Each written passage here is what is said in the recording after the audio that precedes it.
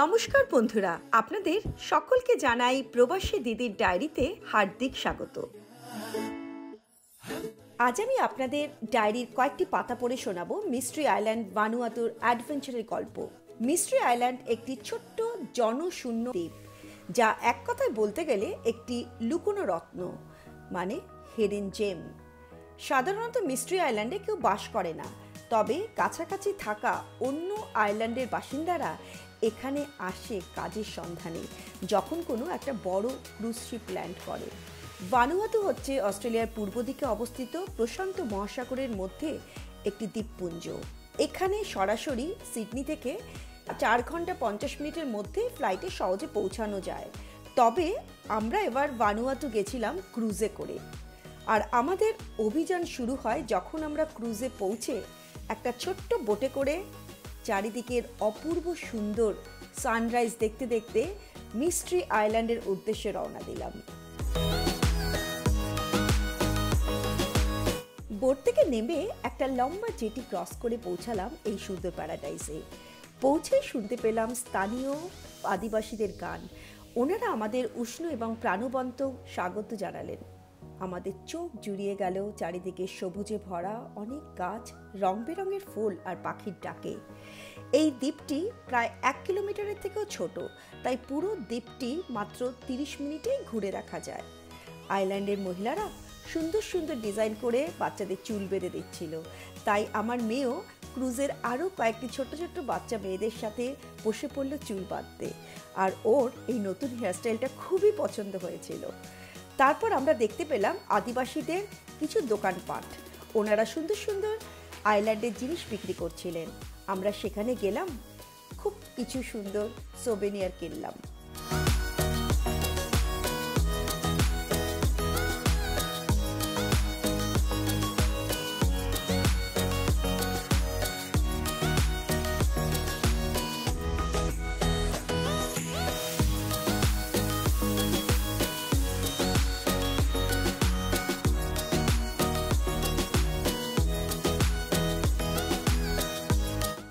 সারাদিনের এত অ্যাক্টিভিটি করার পরে যখন আমরা একটু ক্লান্ত হয়ে পড়েছিলাম, তখন আমরা সবাই ঠিক করলাম আদিবাসীদের কাছে অয়েল ম্যাসাজ করাবো। প্রশান্ত মহাসাগরের মধ্যে সুন্দর নির্জন দ্বীপ, সমুদ্র সৈকত, ফুরফুরে বাতাস আর অয়েল ম্যাসাজ সব মিলিয়ে যেন এক স্বর্গীয় অনুভূতি। এখানে ম্যাসাজটা তবে খুবই সস্তা ক্রুজের থেকে। ওনারা অস্ট্রেলিয়ান ডলার আর ইউএস ডলার অ্যাকসেপ্ট করেন, তবে একটু খুচরো নিয়ে আসবেন। আর ওই দেখুন, আমার মেয়ে যখন আমরা ম্যাসাজ করাচ্ছিলাম ও ওই আদিবাসীদের বাচ্চাদের সাথে খেলাধুলায় মেতে উঠেছিল। আসলে ও বাচ্চাদের খুবই ভালোবাসে।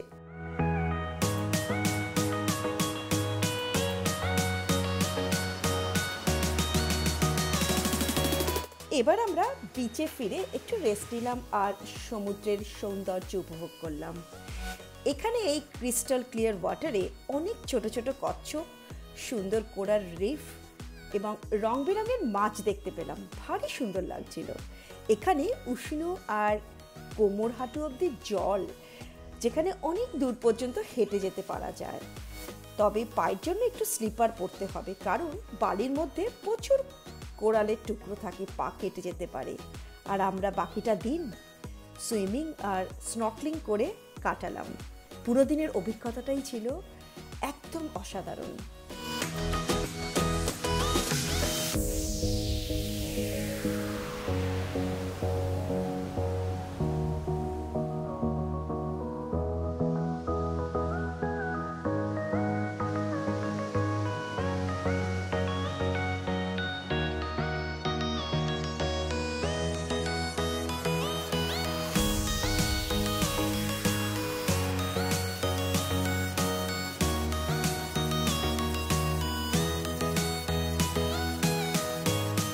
এরপর ফেরার পালা, সূর্য অস্ত যাচ্ছে। আমরা আবার একটু দ্বীপটা ঘুরে দেখতে গেলাম, তবে অনেক ডাবের জলও খেলাম, দারুণ মিষ্টি। আইল্যান্ডের এই untouched beauty, colourful fish, coral এবং আদিবাসীদের উষ্ণ আতিথেয়তা এবং অন্যান্য অভিজ্ঞতা দিয়ে আমাদের দিনটা খুবই ভালো কাটলো। এই দ্বীপটি হলো একটি perfect blend of adventure and relaxation. আমরা মিস্ট্রি আইল্যান্ডের এই অ্যাডভেঞ্চারের গল্প এখানেই শেষ করছি। এরপর আপনাদের শোনাবো আরও একটি অ্যাডভেঞ্চারের গল্প। একটু অপেক্ষা করুন পরবর্তী অ্যাডভেঞ্চারের জন্যে।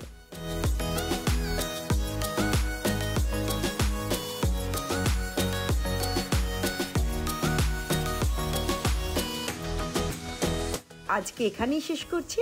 আপনাদের কেমন লাগলো জানাবেন, আর যদি সত্যি ভালো লাগে তবে একটু সাবস্ক্রাইব করে উৎসাহ দেবেন। সবাই ভালো থাকবেন।